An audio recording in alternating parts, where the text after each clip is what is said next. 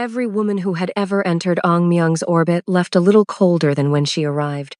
Not because he raised his voice, he never did. Not because he threatened them, he didn't need to. But because the most dangerous man in Seoul, the silent sovereign of the Kong Empire's successor syndicate, the man who controlled 9 shipping routes, 4 underground auction houses, and the loyalty of 300 men who would die before they ever questioned him, had not once in his 32 years on this earth looked at another human being like they mattered. His own lieutenants said his office temperature dropped 2 degrees the moment he walked in. His rivals whispered that he had ordered a competitor's entire building leveled, not over money, not over territory, but because the man had laughed too loudly in a meeting, and the sound had offended him. The story may have been exaggerated. Nobody dared find out. They called him the Prince of Winter. Boardrooms in Gangnam went quiet when his name was mentioned. Men who had faced prison, beatings, and ruin flinched at the sight of his business card. The daughters of rival bosses, poised, educated, dressed in silk and ambition, had been paraded before him at galas, at private dinners, at arranged meetings their fathers spent months engineering. And every single time, Ong Myung would look past them, not through them, past them, like they were furniture, like they were walls, like they were part of a world he had already decided held nothing worth feeling. His secretary once overheard a rival boss say, "The man doesn't have ice in his veins. He's just forgotten that veins are supposed to be warm." She wrote it down, she filed it. She never told him, because that was the rule of Ong Myung's world. You observed, you obeyed, and you did not, under any circumstances, make a sound he hadn't approved. So on the night of the Black Tower merger, a multi-billion-won contract signing that would quietly shift the balance of Seoul's underworld for the next decade, the 43rd floor of the Kong building was a cathedral. Not a cathedral of God, a cathedral of silence. 12 men in tailored suits, the faint hum of the city below. A single document on a mahogany desk, thick as a Bible, stamped celebration deed, waiting for one final signature that would cement an empire. Nobody was supposed to make a sound. Nobody had accounted for Myra Brown. She was 26, from Chicago's South Side. She ran a boutique pastry shop out of a rented kitchen in Itaewon called Brown Sugar & Co., a place that smelled of vanilla bean and rose water and had exactly 11 tables, 8 regulars, and zero knowledge of the underworld it had just been hired to cater. She was, by every measure, the wrong person in the wrong building on the wrong night. She wore a cream baker's apron dusted with flour she hadn't had time to brush off. Her hair was tucked neatly under a gray-brown head wrap. Her arms were bare and warm-toned, and her eyes, dark brown, wide-set, always slightly too honest, were focused entirely on balancing the 3-tiered strawberry cream masterpiece on its silver tray. White buttercream, pink sugar roses, pearl drop piping she had redone 3 times because the first 2 versions hadn't been right.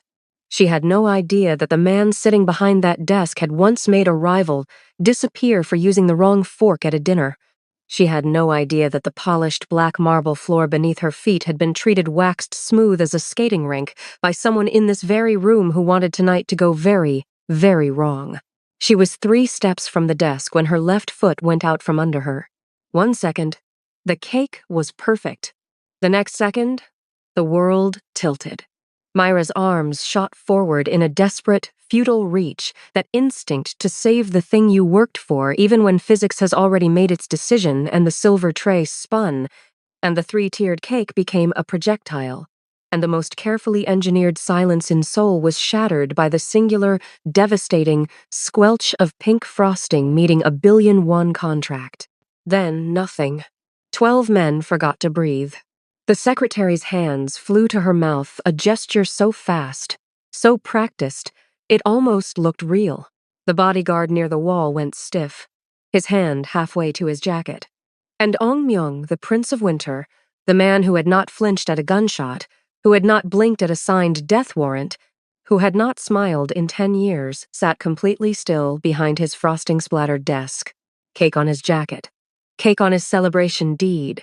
A single pink sugar rose resting on his left cuff like the universe's most absurd joke. Myra Brown looked up from the floor, flour on her cheek, horror in her wide brown eyes, and said the only thing her brain could produce in that moment. I can remake that. And Ong Myung, the man whose heart was built from black ice and boardroom silence, felt something crack loose in his chest that he had no name for and no protocol to handle. He didn't move. He didn't speak. He just stared. And somewhere deep in a place he had sealed off so long ago he'd forgotten it existed, something moved. Before we start, take a second to subscribe and tell me where you're watching from. I read every single comment, and it truly, truly means a lot. The cake hit the desk at 11:47 p.m. Later, when people whispered about it, and they would whisper about it for years, in the way that survivors whisper about things that should have killed them, they would disagree on the details. Some said the sound was a slap. Others said it was more of a collapse, a soft, devastating cave-in of sugar and cream. One of the bodyguards, a thick-necked man named Bin, who had watched Ong Myung break 3 men's careers with a single phone call, would later describe it to his wife as the sound of fate rearranging itself. His wife told him he was being dramatic.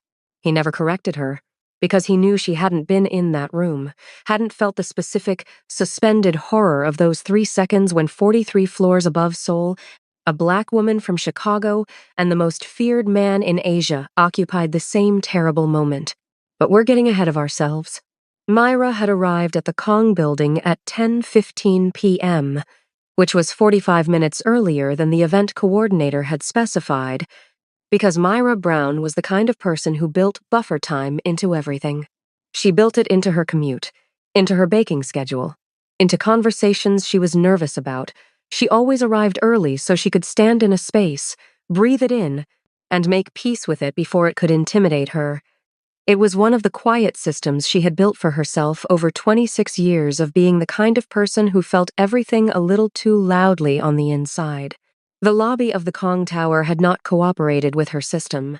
It was all dark marble and indirect lighting, the kind of architecture that doesn't whisper money so much as exhale it. The receptionist had looked at her box well, at her cake box, and then at Myra herself, and then at the flower she hadn't quite managed to brush off her left forearm with the specific expression of someone deciding whether to call security. Myra had smiled. She had shown her contract. She had been escorted to a service elevator that was, if possible, even colder than the lobby, and she had spent those 42 floors talking quietly to the cake in the way bakers sometimes do with their most important work. You're fine. You're perfect. Don't move. The 3-tiered cake did not move. It was a masterpiece. White, Italian buttercream, smooth as bone.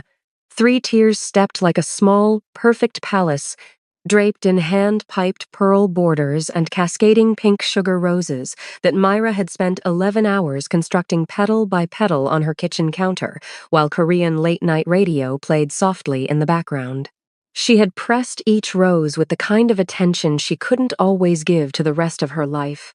In the cake, everything was controllable. Everything was exact. She carried it out of the elevator on its silver tray and walked down the hallway toward the room at the end. And that was when she felt it, the specific, catastrophic wrongness of the floor beneath her left shoe. Not slippery the way a wet floor is slippery. Slippery the way ice is slippery. The way something treated to be slippery is slippery. Her foot went forward and her body went with it, and her arms, God bless them, tried everything. They windmilled. They reached. They lunged forward in the heroic, hopeless gesture of someone who understands they have already lost but refuses to accept it until physics makes the final ruling. The door to the office was open. She crossed the threshold, already falling. The room was huge and dark at the edges, and bright at the center. The way stage lighting works, the way power arranges itself, everything important illuminated, everything else swallowed. 12 men in dark suits. A desk the size of a small country. Documents spread out like a treaty. And behind the desk, still as a painting, Ong Myung. She had been told a name. She had not been told a face. But she knew, the way you always know, which person in a room holds the gravity. He sat like a man who had decided, some years ago, that stillness was a form of control, and had practiced it until it became indistinguishable from nature. Dark suit, perfectly fitted. White shirt. A silk tie so dark it was nearly black. One hand rested flat on the desk. The other had been reaching for the pen. He was, objectively, devastating. The kind of handsome that looks like it cost something. None of which mattered, because the cake was already in the air. It happened in a sequence that her brain would replay for months, always in slow motion, always with that awful suspension of cause preceding consequence. The tray tipped. The cake, her 11-hour cake, her hand-piped roses and pearl borders and 3 stacked tiers of strawberry cream left the tray at an angle. It crossed the desk in a single, elegant arc. And it landed with a sound that was somehow both violent and soft, directly on the document in front of Ong Myung. Frosting spread. A tear crumbled. One perfect pink sugar rose tumbled from the wreckage and came to rest against his left cuff like a small, absurd punctuation mark. Myra hit the floor half a second later. Her knees took the impact. She caught herself on her palms. And then she was still, on the polished marble of the most dangerous office in Seoul, surrounded by the fragments of her best work, staring up at a man she had just caked.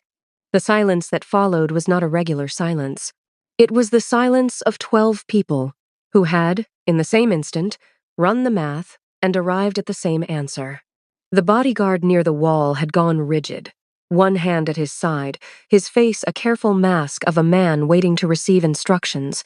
2 of the suited men near the window had exchanged a look that lasted less than a second and contained an entire conversation.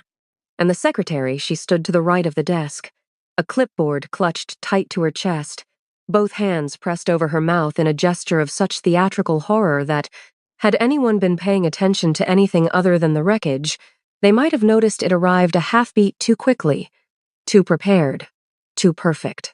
Nobody was paying attention to the secretary. Everyone was looking at Myung. He had not moved.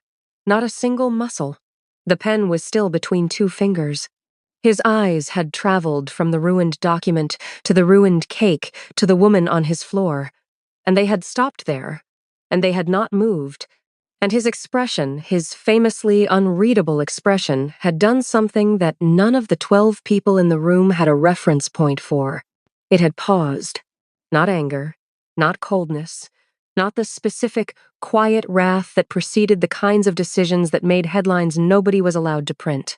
Just pause. Like a man who had encountered something outside his existing categories and was, for the first time in a very long time, genuinely uncertain what to do next. Myra looked up at him from the floor, flour on her cheek. Eyes so wide they seemed to be trying to take in more information than eyes are designed for. Her hands were flat on the marble. Her apron was twisted. One of her sugar roses was 3 inches from her left knee. She opened her mouth. Her brain, to its credit, attempted language. "I can remake that," she said. The voice was quiet. Not afraid, or rather, afraid but doing something useful with the fear, routing it through a system of fundamental Myra Brown stubbornness that had kept her upright through worse things than this. Her eyes didn't drop. She didn't crumble. She looked at him with a kind of directness that wasn't confidence so much as a refusal to pretend she was anywhere other than exactly where she was. The 12 men in the room continued to not breathe. Ong Myung looked at her for 3 seconds that felt geological. Then he set the pen down. Nobody moved for a long moment. The bodyguard, Bin, had his hand so close to his jacket that the fabric creased. One of the lawyers near the window had gone the color of old paper. The event coordinator who had commissioned the cake, a thin, meticulous man named Park who was standing in the doorway, had pressed himself so flat against the frame that he was functionally part of the architecture. Myung stood slowly. He was tall in the way that certain men are tall, not just in inches, but in the vertical weight of all the space they occupy. He came around the side of the desk with the unhurried precision of a man who had never once needed to rush toward anything, because everything that mattered eventually waited for him. He stopped in front of the ruined cake. He looked at it the way a surgeon looks at an incision, appraising, thorough, without sentiment. Then he extended one finger and drew it slowly across the edge of the surviving bottom tier, collecting a stripe of white buttercream and a smear of strawberry filling. He raised it to his mouth. He tasted it. The room waited. His expression did not change in any way that could be described with words, but something moved behind his eyes, something fine and small and quickly contained, like a light switched on and off too fast to name the color. He looked down at Myra, still on the floor, still watching him with those two honest eyes, and when he spoke, his voice was low and even, and possessed of that particular quiet that doesn't need volume because it has never needed volume. "Get up," he said. Mayra got up. She stood in front of him, close enough to see that his lashes were unreasonably long for someone so apparently constructed from tungsten, and she waited, because there was nothing else to do. "Your name," he said. "Myra Brown." "Where are you from, Myra Brown?" "Chicago," she said. "South Side." Something registered faintly in his expression. Not surprise, exactly. Recalibration. "The frosting," he said. "What is in it?" She blinked. "Of all the things. Vanilla bean paste. A little lemon zest. And I fold in a small amount of cream cheese for texture. It keeps the sweetness from being too flat." He regarded her for another long moment. Then he turned and walked back to his chair with the same measured, deliberate calm, and lowered himself into it, and looked at the ruined document, and the ruined cake, and the lawsuit of a situation spread across his mahogany desk, and said in the same quiet voice, "You owe me 10,000 more bites." Park, the event coordinator, made a sound like a man who had just been informed that his parachute was decorative. 10,000, Myra started. "The contract," Myung said, not looking up, "can be reprinted. The dessert cannot be uneaten." He turned the barest fraction of his attention toward his secretary, who still had both hands over her mouth. "Cancel the signing. Reschedule for Monday." His eyes moved back to Myra. "You will come to my estate tomorrow evening at 11. You will bring your equipment. You will begin repaying your debt." That's not I have a shop to run." "Yes," he said, "you do. And if you would like it to continue running, you will be at the estate at 11. He picked up his phone from the desk and turned his gaze to it, and the conversation, as far as Ong Myung was concerned, was over. The 12 men in the room slowly remembered how to exist. Bin escorted Myra to the elevator without a word, and she rode those 42 floors down with her empty silver tray and her scraped palms and the absolute, ringing bewilderment of a woman who had just survived something she didn't yet have the vocabulary for. In the elevator, she looked at her reflection in the polished doors, flower on her cheek, hair still neat under the head wrap, eyes still a little too wide. 10,000 bites, she thought. She didn't know yet that the floor had been waxed on purpose. She didn't know that the document she had destroyed had contained a hidden clause that would have slowly, legally, surgically dismantled everything Ong Myung had built. She didn't know that the secretary's hands-over-mouth moment had been rehearsed. She didn't know that by dropping that cake, she had entirely by accident saved a man's life. She only knew that she had a standing appointment at the most dangerous address in Seoul, beginning tomorrow at 11 p.m. She pulled out her phone and texted her assistant, "Going to need the commercial mixer. And more roses." The estate was north of the city, set back from a private road behind walls that didn't announce themselves the way security walls usually do. No spikes, no cameras you could see, just stone and height and the specific quiet of a place that had decided it wasn't interested in your opinion of it. A car had been sent, not a driver who made conversation. A driver who appeared at her shop at 10:30, loaded her equipment into the back of a car that smelled of leather and no questions, and delivered her to a side entrance where a woman in a dark uniform checked her bags with the thoroughness of airport security, and then led her to a kitchen.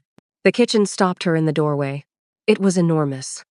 The kind of kitchen that exists in professional restaurants and the fever dreams of pastry chefs. Long marble counters, a battery of ovens, refrigeration that hummed at exactly the right pitch, copper pots hanging like polished planets from ceiling racks. It was also, visibly, barely used.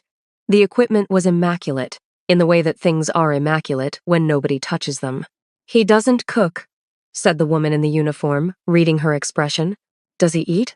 Myra asked. The woman almost smiled. "Almost. He will tell you what he wants," she said, and left. Myung arrived at 11:08, which Myra catalogued as the first piece of information that didn't fit a man who ran his entire world on precision being 8 minutes late to his own arrangement. He appeared in the kitchen doorway in a different suit from the night before. Still perfect, still dark. He had loosened his collar by one button, which was perhaps the most informal thing about him and felt, given everything, quietly significant. He stood in the doorway and looked at her setup with an expression that gave nothing away. "What are you making?" he said. "Brown butter financiers," Myra said, already mixing. "Small. 2 bites each. The flavor is closer to the buttercream you tasted last night, vanilla, and something underneath it." "I thought that was the part you responded to." He was quiet for a moment. "You noticed that." "I notice things," she said, and didn't look up from the bowl. He didn't respond. He pulled out one of the high stools at the counter's edge and sat and watched her work and said nothing. Myra had half-expected interrogation, instructions, the relentless authority of a man accustomed to directing everything in his environment. What she got instead was a quality of attention that was, in its own way, more unnerving. The focused, absolute attention of someone who had decided that you were worth watching and was watching accordingly. She worked. He watched. The kitchen filled with the smell of browning butter, that deep, nutty sweetness that is almost caramel, but not quite. She whisked the batter with the economy of movement that comes from years of doing the same thing until it becomes muscle memory, poured it into the small molds with practiced steadiness, slid them into the oven and set the timer without looking. "You've been doing this a long time," Myung said. It wasn't a question. "Since I was 8, Myra said. "My grandmother's kitchen. She had one of those old tube pans, the kind with the feet, and she let me use it whenever I wanted as long as I cleaned up after myself." Silence. "My grandmother," he said, after a moment, "did not have a kitchen." It was such a simple statement, delivered without inflection, without apparent intent to invite sympathy or connection. Just a fact, laid down on the counter between them, like one of her tools. Myra glanced at him. He was looking at the oven. She thought about several responses and chose the one that felt most honest. "I'm sorry," she said. He looked at her then. That same recalibrating pause from the night before. Then he returned his attention to the oven, and the kitchen was quiet again, and the financiers baked in the warmth between them. She came back every night for the following week. The arrangement solidified into a rhythm that made no logical sense, and yet felt, from the inside, oddly inevitable. She arrived at 11. She baked. He sat at the counter. Sometimes he asked questions about technique, about ingredients, about the science of why certain things worked. The questions were always precise, always directed, always structured the way his boardroom questions presumably were, as if information were a resource to be acquired rather than a pleasure to be enjoyed. But she noticed that he stayed until whatever she was making came out of the oven. She noticed that he always tasted. She noticed that he was, very slowly, in increments so small they were almost invisible, learning to arrive 8 minutes earlier each night. On the 4th night, he arrived at 10:55.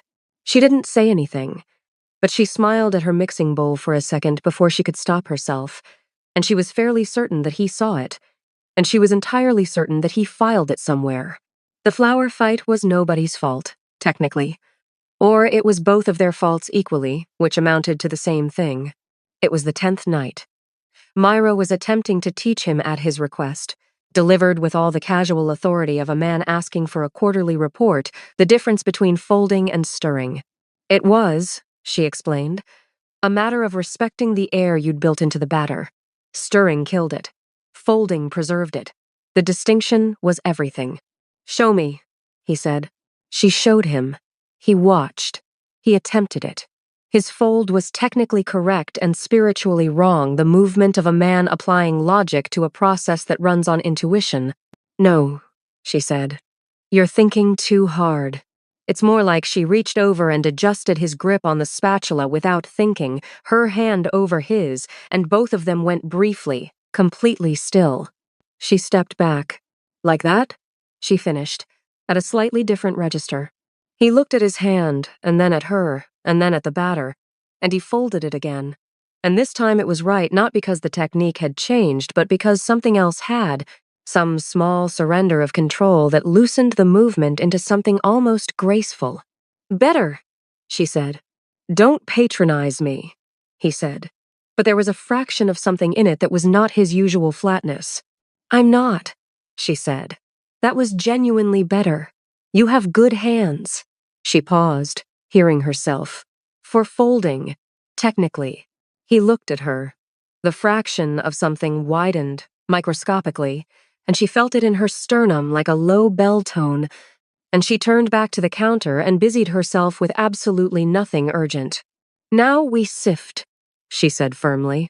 The sifter was on the shelf above the counter, and she reached for it at the same moment he apparently decided to be helpful, which was so unprecedented that neither of them had a protocol for the spatial consequences.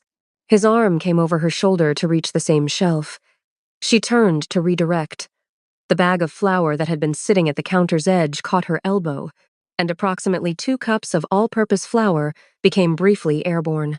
It landed on both of them. She got the worst of it. The flour settled white across her head wrap and her shoulders and the front of her apron like a light snowfall, but a meaningful amount had also caught Ong Myung across the right side of his face and the lapel of his jacket. And he stood there for a moment in the ringing aftermath. Flour on his cheekbone, flour on his collar, looking like a man who had just been informed that the universe had opinions about him. Myra put one hand over her mouth. She tried. She genuinely tried. The laugh came out anyway. It was not a polite laugh. It was not a covered, apologetic, I'm so sorry, how unfortunate laugh. It was a real one, the kind that starts somewhere deep and comes out before you can architect it, bright and sudden. And she laughed at the most powerful man in Seoul standing in his own kitchen with flour on his face, and it was the most alarmed she'd felt in 10 days, and also, helplessly, the funniest thing she had ever seen. She expected ice. She expected the temperature drop. She expected the particular stillness that meant the conversation was over. Instead, Ong Myung looked at her laughing, and something happened to his face. It wasn't a smile. Not entirely.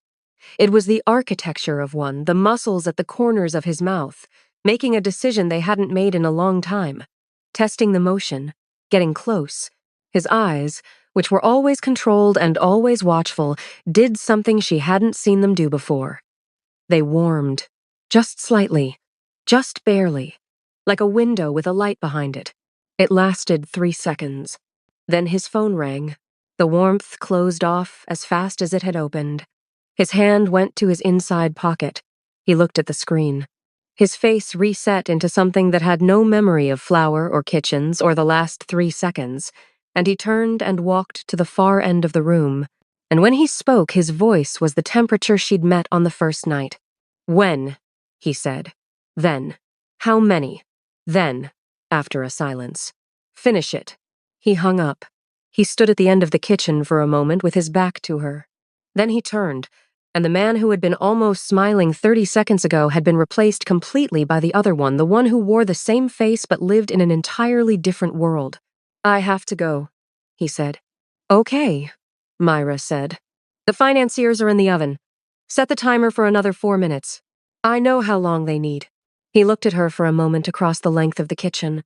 The flour was still on his lapel. He hadn't noticed, or hadn't cared, or had decided not to care, which was somehow worse. Tomorrow at 11, he said. Tomorrow at 11, she said.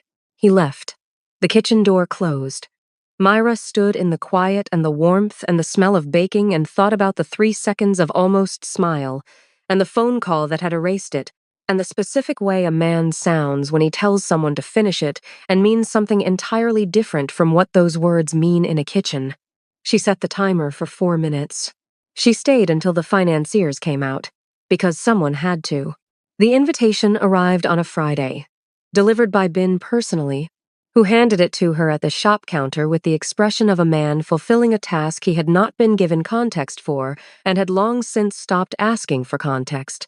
It was a cream envelope, thick paper, the kind of stationery that costs more per sheet than most people spend on lunch. Inside, one card, 3 lines. Saturday, 8 p.m. The Lotte Tower Ballroom. You are the caterer. Below that, in a different hand, she assumed, compact and angular and entirely in control. Wear something appropriate. Myra held the card for a moment and then looked at Bin. What does appropriate mean to him? She asked. Bin's expression remained exactly as it was. There will be a dress waiting at the estate. 5 p.m. He bought me a dress. The stylist selected it. He has stylists who buy dresses for his caterers? Bin appeared to weigh several responses. Saturday, 5 p.m., he said, and left. The dress was red. Not the kind of red that politely suggests itself. The kind of red that has already decided. Floor length, cut clean, structured at the shoulders and falling open at the back in a way that required you to commit to it entirely or not at all. Beside it, laid out with the precision of evidence at a crime scene. Shoes, a small evening bag, and a note that said, "Your equipment will already be there." Myra put on the dress. She stood in front of the estate mirror for a long moment.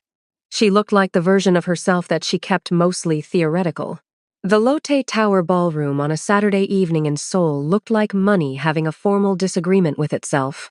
300 people in extraordinary clothes, speaking in the particular clipped register of people who discuss billions the way others discuss weather. The catering table was positioned with precision near the room's east wall, white linens, silver stands, her pastries arranged with the elegance she always managed and never took credit for. She stood behind it and watched the room arrive. Myung entered at 8:15. He came in with 2 men she didn't recognize, flanking him at a distance. Not bodyguards exactly, or not only bodyguards. They had the quality of weapons that had been given good manners and expensive suits. The room calibrated itself around him the way rooms do when power enters them without announcing itself. Conversations didn't stop, but they shifted, the way a river's current changes when something large moves through it. He wore black. Of course he wore black. White shirt, no tie tonight, another one of those microscopic departures from his usual armor that she'd started cataloging without meaning to. He moved through the room without looking at it, and then he looked at her, and he walked toward the catering table with the directness of a man who has already decided where he's going and would like the room to adjust accordingly. He stopped across the table from her. "The tarts," he said. "Which are they?" "Lemon with an Earl Grey cream," she said. "The dark ones are chocolate with black sesame. I made both because I wasn't sure of the guest profile." He took the lemon tart. He tasted it. Something precise moved behind his eyes. "The cream," he said. "Same method as the financiers. You fold, not stir." The corner of his mouth moved. Not quite, but close. "Come," he said, and moved away from the table. "I'm the caterer," she said. "I should stay. The table doesn't need you to stand in front of it," he said, without turning. "Come." She came. What followed was 3 hours that Myra would spend a significant portion of the following week failing to accurately explain to her assistant. Myung moved through the gala, with her beside him, not behind him, not trailing, beside, and he introduced her to no one, which meant no one knew how to file her, which meant the entire room watched her with the specific, agitated curiosity of people accustomed to having a category for everything.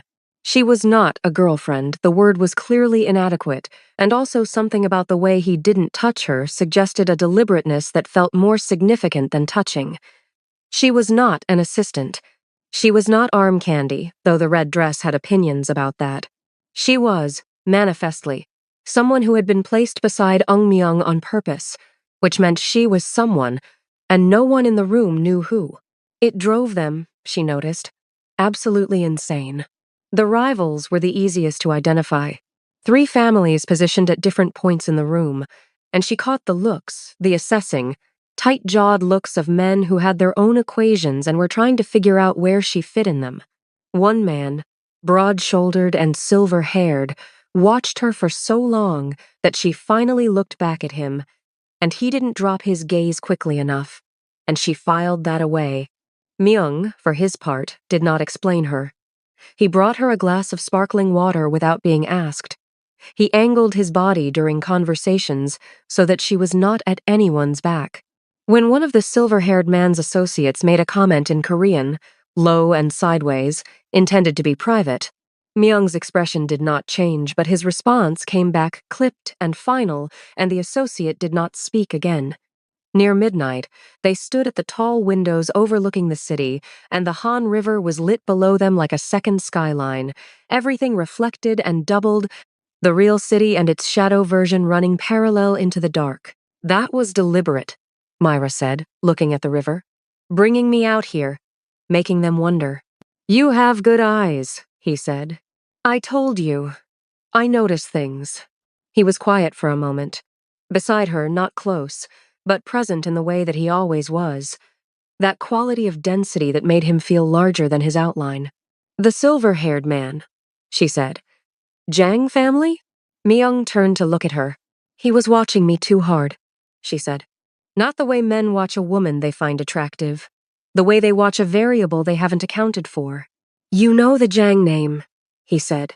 It was not, quite, a question. I've been baking for elite households in this city for 8 months, she said. I hear things. She paused. In Korean. I understand Korean. The silence that followed was the kind that reconfigures space. He looked at her for a long moment. She looked back. How long? He said. Since before I opened the shop, she said. I wanted to understand the city I was living in. A beat.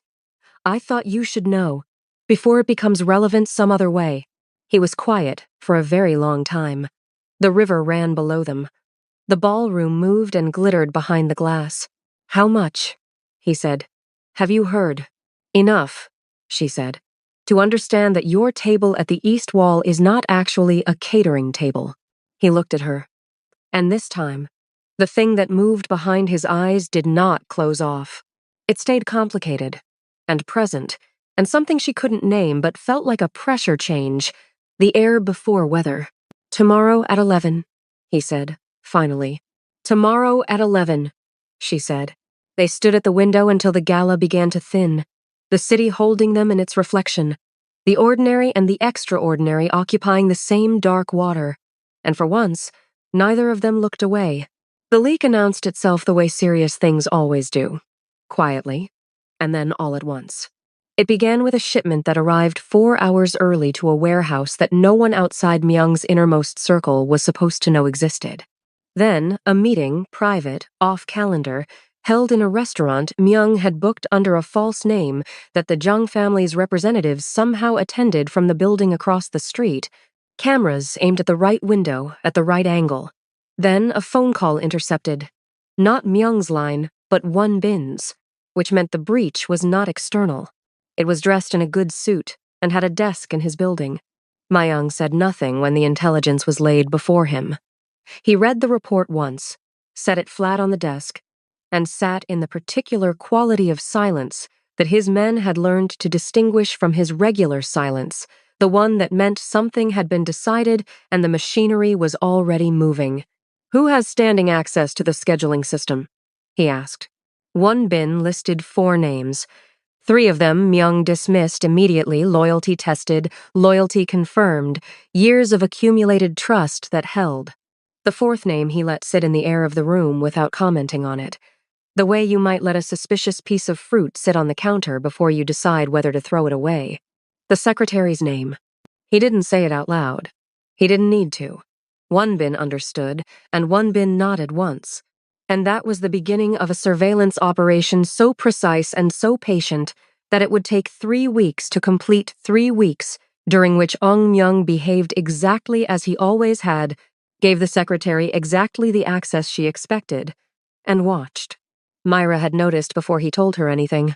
That was the thing about being shy, and Myra Brown was, genuinely, shy in the way that some intensely observant people are shy, not from weakness, but from the habit of watching before speaking, of cataloging before concluding. She had spent her whole life in the background of rooms and therefore knew, better than most, what the background looked like when it was performing itself. The secretary performed her horror too well. Had performed it since the night of the cake. That gesture hands to mouth, eyes wide, arriving a half-beat too quickly, with too much precision in the placement of the fingers. Myra had filed it. She had a very organized mental filing system.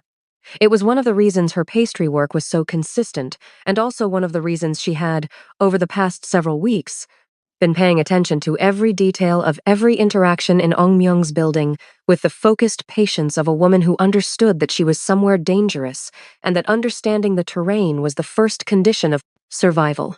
She noticed the secretary watching her during the gala, not with the performed horror anymore, but with something calculating and cold underneath the professional smile, the kind of assessment that isn't curiosity but inventory. She noticed the secretary handling her delivery boxes on the third week, when Myra arrived at the estate kitchen with a new order of supplies. The woman's hands had moved across the boxes with the brisk efficiency of someone doing a routine check, but Myra had packed those boxes herself, had arranged everything in a specific order as she always did, and when she unpacked them in the kitchen, the order was fractionally different. Not enough for anyone who hadn't packed them to notice. Enough for Myra. She wrote it in her notebook under a column she had begun labeling in a coded shorthand she'd developed at 14, growing up in a building where privacy was a luxury you manufactured yourself.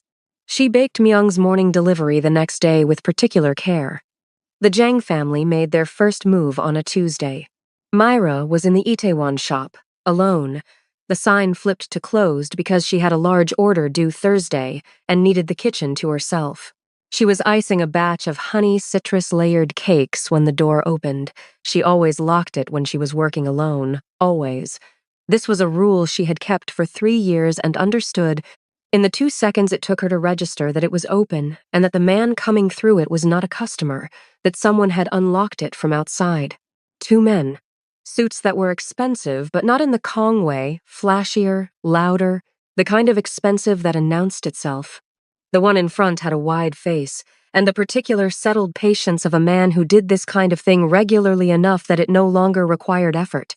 "Miss Brown," he said, in Korean, then switched to English with deliberate precision which told her immediately that they had done their homework. "Mr. Jang would like to speak with you." She set down her offset spatula. She calculated the distance to her phone, to the back door, to the knife rack. She calculated all of it in approximately 3 seconds while her face stayed very still. "I don't know any Mr. Jang," she said. "You know Ong Myung?" the man said. "That's enough." They drove her to a building in Mapo, not far from the river, into a room that was too clean to be accidental and too spare to be innocent, the kind of room that had been designed to communicate, through its emptiness, that it could absorb a great deal without leaving evidence. Jang Wookjin was 51, silver-haired, with the smooth, unremarkable face of a man who had cultivated blandness as a professional asset. He sat across from her at a table with 2 glasses of tea he had poured hers first, which was a power move she recognized, and looked at her with something between curiosity and the calm of a man holding a very good hand of cards. "You're brave," he said, "or you're naive. I haven't decided which." "I've been told both," Myra said. "Neither is accurate." Something flickered in his eyes, not quite respect, but the precursor to it. "You're important to him," Jang said. "We both know this. What I need you to understand is that you are currently in a position that is unnecessarily dangerous. For you." He pushed one of the glasses of tea toward her. "I'm not the threat here, Miss Brown. I'm the offer. Leave Seoul. Leave the shop. The arrangement. All of it. We'll compensate you generously. More than the cake contract was worth. More than whatever debt Myung has convinced you is real." Myra looked at the tea. She did not touch it. "And if I don't?" Jang's expression didn't change. "Then you become a variable in a situation that tends to be unkind to variables." She understood what he was saying. She understood it clearly, the way you understand a thing when someone has been careful enough to never actually say it. She sat with it for a moment, the size of the choice, the shape of the risk. The distance between Chicago and this room and all the small decisions that had led here, the market run at 5 in the morning, the flower cloud, the red dress, then keep baking and felt, with a certainty that surprised her slightly, that she was not afraid. I appreciate the offer, she said. I'm going to stay. Jang studied her for a long moment. Then he nodded once, the nod of a man filing a new piece of information under a category he hadn't previously needed. Then we understand each other, he said. They drove her back to the shop. She went inside, relocked the door, finished the honey citrus cakes, and then sat down on the kitchen floor for approximately 7 minutes, alone in the vanilla-scented, quiet breathing. Then she picked up her notebook and wrote. She told Myung that night in the kitchen, efficiently and without performance, the way she had learned he preferred information facts first, assessment second, no decoration. He listened. He did not interrupt. When she finished, he was quiet for a moment that was not empty but full, pressurized, the silence before a decision rather than after one. You should have called me immediately, he said. I handled it. That's not. I handled it, she said again. Not unkindly, but with the particular calm of a woman who had been handling her own situations for 26 years and found the suggestion that she shouldn't have to slightly patronizing. I'm telling you now. He looked at her.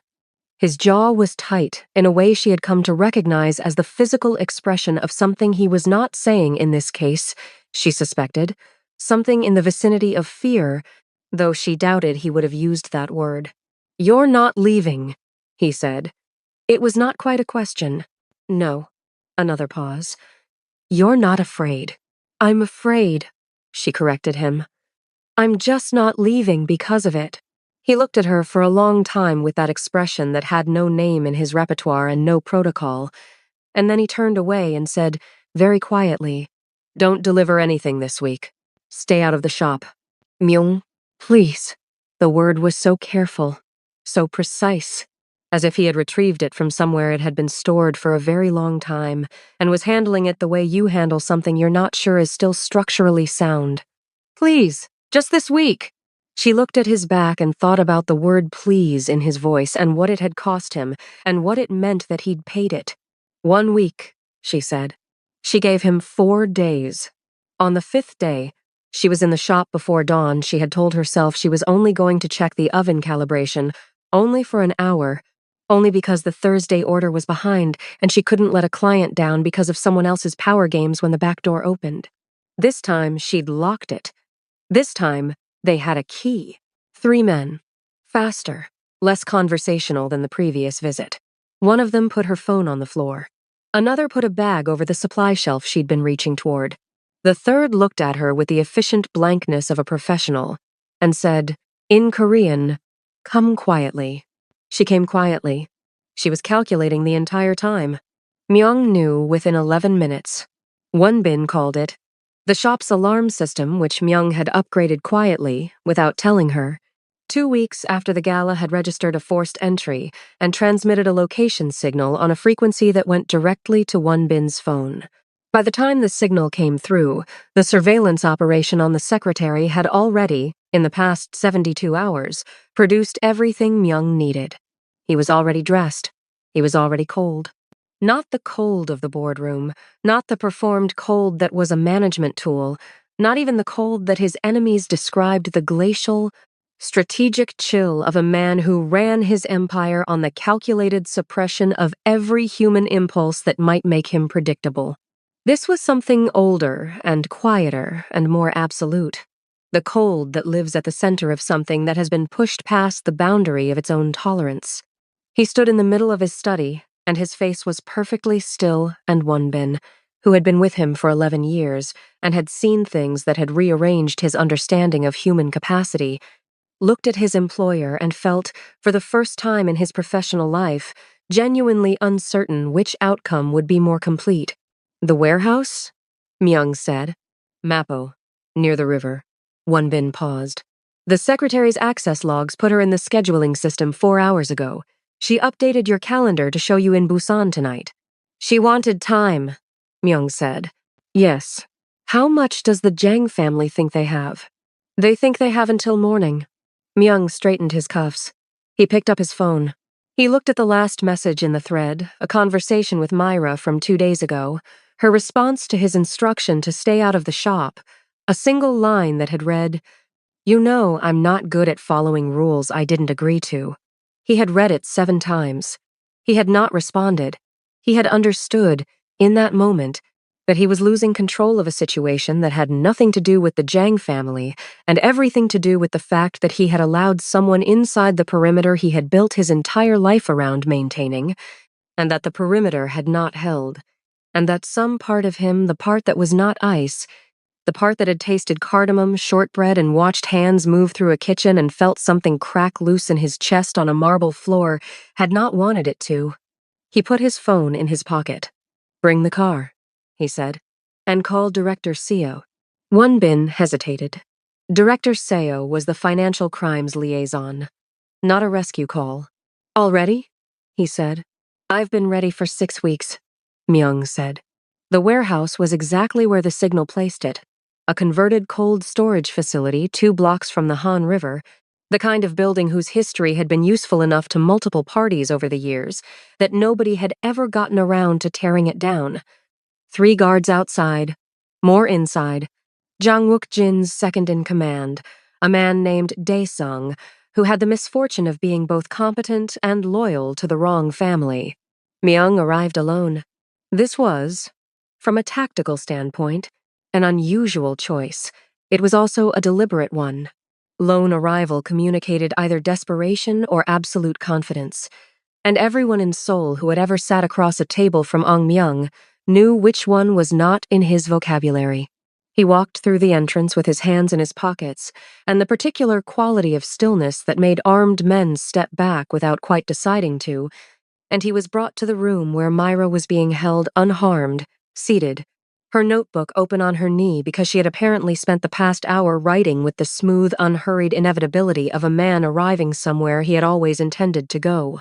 Jang Wook-jin was there. Of course he was there.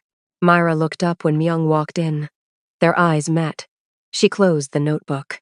He looked at her for exactly 2 seconds with an expression that communicated, in that compressed and private language they had built across midnight kitchens and flower clouds and gala evenings, everything he did not say in rooms where people were watching. Then he looked at Jang. "You wanted a meeting," he said. "We're meeting."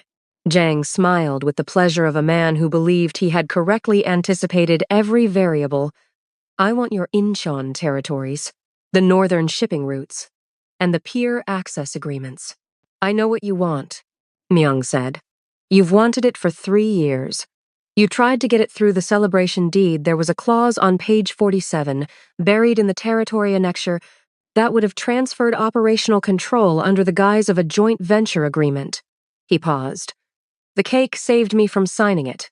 Jang's smile lost approximately 5% of its confidence. "You know what I find interesting?" Myung said, in the tone of a man who finds nothing interesting because everything has already been solved. He reached into his jacket and removed a small device, matte black, the size of a matchbook, and set it on the table between them. "For the past 6 weeks, Miss, Brown has been delivering pastries to 11 households in Seoul. 8 of those households have members of the Jang Syndicate's financial council. The pastry boxes had a lining ceramic composite, undetectable by standard sweep, very good acoustic range. He set a second device beside the first. 3 of your council members have been discussing the Jang family's offshore account structure in considerable detail.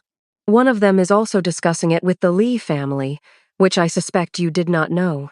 He set his phone on the table. The screen showed a financial document, account numbers, transfer records, the specific architecture of how the Jang family had been moving money for years. "Director Seo received the complete file 17 minutes ago," Myung said. "The freeze orders are already processing. By morning, every account in that document will be inaccessible. The Jang family's liquid capital, the operational funds, the emergency reserves, the offshore layering will be gone." He looked at Jang with the flat, total calm of a man delivering a weather forecast. "You came here tonight with leverage. You no longer have it." The room was very quiet. Myra looked at the matchbook-sized devices and thought about her pastry boxes and the careful way Myung's supply deliveries had always been pre-packed, and thought about 11 households, and thought about her notebook, the morning deliveries, the routes she'd taken, the way he'd always known, without her telling him which households had received which orders. She thought, he trusted me with this without telling me. She thought, he kept me safe by making me useful without making me a target. She thought, with a precision that surprised her, that she was going to have a significant number of things to say to him about the ethics of this later. But she was also, undeniably, very glad to be alive. The Jiang family's assets froze at 4:47 inches the morning. By 6 a.m., 3 council members had retained lawyers. By 8 a.m., 2 of them were negotiating with the Financial Crimes Unit with the breathless efficiency of men who had just discovered that loyalty is heavily dependent on the liquidity of its benefactor. By noon, the information they provided had produced 4 additional arrest warrants, dissolved 2 shell companies, and unraveled a peer access fraud that had been running for 6 years. The Jiang Syndicate, which had operated for 2 decades as one of Seoul's most durable criminal institutions, did not survive the week. Not because of violence, there was very little violence, which was, in its own way, the most terrifying thing about it. It unraveled the way financial architecture unravels. Quietly, catastrophically, and with the bleak finality of numbers that simply no longer add up. The secretary was arrested at her apartment on Wednesday morning. She had packed a bag. She had not packed it quickly enough. Ong Myung sent her one message after her arrest, through his legal team. The message was 3 words: I know why. She had been working for the Jiang family for 4 years, feeding information, waiting for the specific moment when proximity to power could become a lever. She had waxed the floor hoping the diplomatic incident of a dead foreign national would unseat him. Instead, the floor had produced Myra Brown, and the cake, and everything that followed. The thing about the best-laid plans, Myung thought, reading the arrest report in his office with the Seoul morning coming through the window, is that they depend on knowing which variables matter. The secretary had calculated everything correctly except the one she'd created herself. He set the report down. He thought about a flower cloud, about a cardamom shortbread, about the corner of his mouth and the word please, and a woman on his kitchen floor who had said, I can remake that with frosting on her hands, and the absolute, undefeated certainty of someone who had never once in her life accepted that broken things were permanently broken. He got his coat. He went to Itaewon. The shop had been trashed in the way that deliberate destruction always looks not random, but purposeful, the specific targeting of things that mattered. The display case was cracked. 2 of the prep tables had been overturned. The flour was everywhere, not from an accident this time, but from intent. Bags torn open and scattered. The sign above the door, Brown Sugar & Co., hand-lettered in her particular confident cursive, had been pulled down and left on the floor. Myra was there. She was sitting on the counter in the back kitchen with a cup of coffee she had made on the one-cup machine that had apparently survived untouched because it was bolted to the wall, and she was looking at the flour on the floor with an expression that was tired and sad and, underneath both of those things, already planning. She looked up when he came in. He stood in the doorway of her ruined shop with his coat and his perfectly pressed suit and the city morning behind him, and he looked at the damage, at what had been done to the thing she had built, and something moved across his face that wasn't the boardroom calm, and wasn't the near smile from the kitchen, and wasn't any expression she had seen on him before. It was quieter than all of them, more undefended. I'm sorry, he said. She looked at him for a moment. Is it over? Yes. Completely? The Jiang family is finished. A pause. The secretary is in custody. Myra nodded slowly, processing this. She looked back at the flour on the floor. The display case is cracked, she said, but the structure is okay. The prep tables just need to be righted. The sign, she stopped, looked at the sign on the floor. Something crossed her face just briefly. The shadow of how much this place meant. The 5 years of early mornings, and bad months and good months, and the smell of vanilla and rose water that had been here even before she had bins, and then she straightened. The sign I can redo. He crossed the kitchen and picked up the sign from the floor. He held it for a moment, reading the letters, and then he set it carefully on the counter beside her, as if it were fragile, which it wasn't, but which felt like the right way to handle it. I'll have a crew here by this afternoon, he said. Full restoration, whatever you need. She looked at the sign beside her, then at him. Myung, she said, quietly. The devices, in the pastry boxes. He held her gaze. He did not offer an excuse. Yes. You could have told me. It would have changed how you moved, how you acted in the households. I needed it to be natural. He paused. He stopped. Something worked in his jaw. I didn't want you to carry that. The knowing. That's not your choice to make for me. No, he said. It's not. And the simplicity of it, the absence of justification, the clean acknowledgement was the thing she had not expected, and it landed in her chest with a weight that wasn't anger but something more complicated and, she thought, ultimately survivable. She picked up her coffee. She looked at the ruined shop. She thought about Zhang's room, and the 2 glasses of tea and the word variable, and how she had sat on this floor for 7 minutes and been afraid and stayed anyway. Not for Myung, not entirely for herself, for the choice she'd made on a Chicago sidewalk when she'd decided to bring her flour and her rosewater and her 5 in the morning market runs to a city that wasn't hers and make something real in it. Help me write the tables, she said. He took off his jacket. He folded it over the counter with the precise, unhurried movements of a man who understood that some things required you to put down what you were carrying. He righted the tables. 6 months later, the lobby of the Kong building had a bakery in it. Brown Sugar & Co., Kong Tower. Hand-lettered in the same confident cursive, anchored in a ground floor space that got the morning light and smelled. By 7 a.m. every day, of brown butter and vanilla and whatever Myra was testing that week, a new orange blossom tart, a miso caramel financier, a black sesame layered cake that had become, within 3 weeks of its introduction, the thing people made reservations to try. She still had the Itaewon shop. She would always have the Itaewon shop, but she had also said yes to the lobby, not because he had asked her, though he had asked her, carefully, with none of the summons and all of the question, but because it was a good space, and the light was right, and she had decided, in the months since the warehouse and the ruined kitchen and the righted tables, that saying yes to good things was not the same as losing yourself to them. It was a Saturday morning in March when it happened. Myra was in the Itaewon kitchen, handling the week's custom orders, when her phone lit up with a message from a number in her contacts listed simply as M. The message was, I am in the kitchen, at the estate. She stared at it. A second message. There is flour on the ceiling. She left her apron on the hook and drove to the estate with the particular urgency of someone who suspects both that something is fine and that fine might be, in this specific instance, a relative term. The kitchen looked like a snow globe. Flour had achieved coverage across the counter. The range, the island, a significant portion of the window, and yes, a constellation of white specks across the ceiling that she would later be unable to fully explain from a physics standpoint.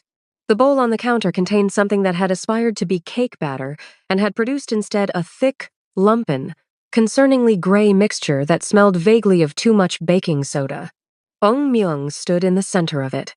He was in a white shirt, formerly white, currently wearing the evidence of its adventure with his sleeves rolled to the elbow and flour on both forearms and across one cheekbone, an echo of a different kitchen and a different cloud of flour, and the ghost of a near smile. Except that right now, his expression was not a near smile. It was not any of the expressions she had mapped and cataloged and learned to read across midnight kitchens and boardroom doorways and gala evenings and warehouse rooms. It was something she had never seen on his face before.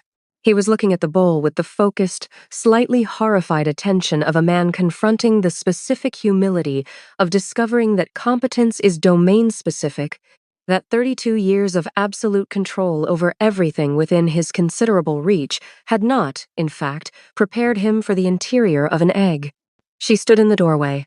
He looked up. It's your birthday, he said, as if this explained everything, which it did, and also did not. It's my birthday, she agreed. I was making a cake. She looked at the ceiling. She looked at the gray batter. She looked at his flower-covered shirt and the sheepish, unguarded, completely unarmored expression on the face of the most dangerous man in Seoul, who had dismantled a crime syndicate with pastry boxes and bought her a lobby and picked up her sign from the floor and folded his jacket over the counter, and who had apparently decided that the appropriate response to her 27th birthday was to attempt, alone, the thing she had been doing every night for months in his kitchen as if watching it 100 times was the same as knowing how it worked. The sound started somewhere in her chest. She tried to hold it. She was not entirely successful. She laughed, not politely, not quietly, but genuinely and fully, the kind of laugh that has been waiting for the right moment and arrives with everything it has been saving up, and the sound of it filled the kitchen, warm and real and entirely at home in the flower-covered space, and she covered her mouth with her hand, but it didn't help, because the gray batter was so gray and the ceiling was so thoroughly dusted and his face was so human in a way that she had been working toward for 6 months without knowing whether she would ever quite get there. And then she heard it. Ong Myung laughed. Not the near smile, not the 1-degree deepening, not the private contained thing in the corner of his mouth that only she could see.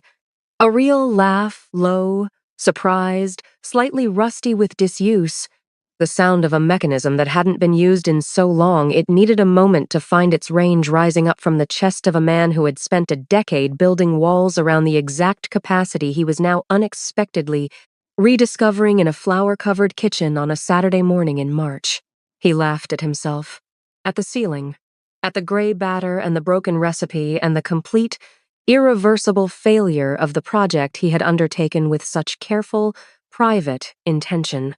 He laughed, and the sound of it mixed with hers, and the kitchen held both of them flour on everything.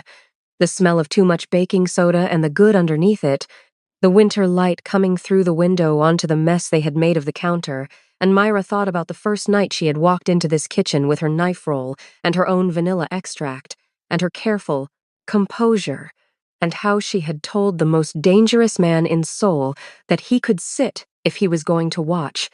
And he had. She crossed the kitchen and looked at the batter. Okay, she said, still smiling, her voice warm and steady and entirely at home. We can fix this. It's gray, he said. I know. Cake is not supposed to be gray. Correct. I used the right measurements, he said, with the residual dignity of a man accustomed to being right, which made her smile again. How many eggs did you use? A pause. 4, he said. The recipe calls for 2. Another pause. Longer this time. She bit the inside of her cheek. She reached past him, past his flower-covered sleeve, past the arm that had once rested on a mahogany desk next to a ruined contract and a sugar rose, and picked up a clean bowl from the rack, and she started again, the way she always started again, with her hands and her attention and the complete, undefeated certainty that broken things were not permanently broken. He stood beside her and watched, and for once he wasn't watching the way he used to from a distance, from behind the glass of his own carefully maintained separateness, but close, present, with the particular quality of attention of a man who was finally, slowly, learning how to be in a room without governing it. Occasionally he asked questions. Occasionally she answered them. The new batter was smooth and pale and smelled right, and when she slid it into the oven, she set the timer and turned to find him leaning against the counter with flour still on his cheek and his laugh still faintly present in the set of his expression, not gone, not stored back away, remaining like something that had finally been let out and discovered it didn't want to go back. You could have just asked me to make a cake, she said. I know, but you wanted to do it yourself. Yes. She looked at him. Why? He looked at the oven, at the bowl in his hands, which he was turning over slowly with the concentrated attention of a man thinking through something he hasn't quite put into language yet. And then he looked at her with an expression that was open in a way that his face had not been perhaps ever, perhaps for a very long time, and he said, simply and without any of the architecture of coldness that he had spent years constructing around the simple act of meaning something, because you deserve something that was made for you. By someone who... He stopped, looked at the bowl. By someone who is trying. Myra looked at him for a long moment in the flour-covered kitchen with the cake in the oven and the Saturday morning light on everything and the city going about its business 43 floors below another window in another life. And she felt something settle in her chest with the particular quiet of a thing that has arrived, finally, exactly where it intended to go. She took the bowl from his hands and set it in the sink. She looked up at the flower on the ceiling. "You know you have to clean that," she said. "I know," he said. "I'm not helping." "I know," he said again, and the corner of his mouth moved, and this time it kept going the full shape of it, unhidden, real.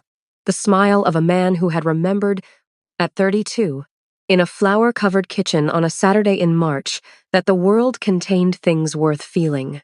The timer ticked. The cake rose. The ceiling stayed white. And the Prince of Winter, for the first time in longer than anyone could remember, longer, perhaps, than he could remember, felt completely, entirely, irreversibly peaceful.